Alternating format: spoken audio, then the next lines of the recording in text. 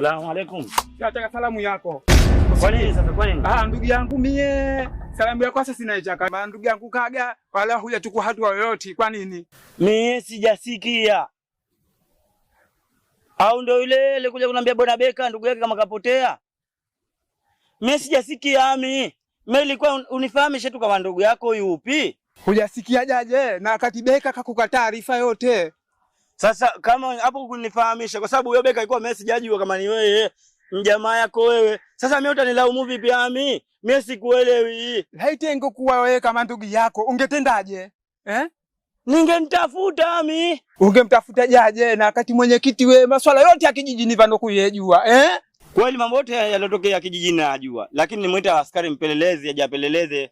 Na sasa na mimi kazi yangu tena madhali nishempa serikali, iachie serikali ndio imalizie hiyo kazi. Siwezi nikaifuatilia mimi. Kama naweza singemuita, ningeyafanya mimi mwenyewe. Basi cha kutenda mimi nakuka siku moja tu ndugu yangu nataka nione. Usiki? Nimekusikia. Haya basi sina kwambia kitu tena baada ya leo. Kesho nataka ndugu yangu nione.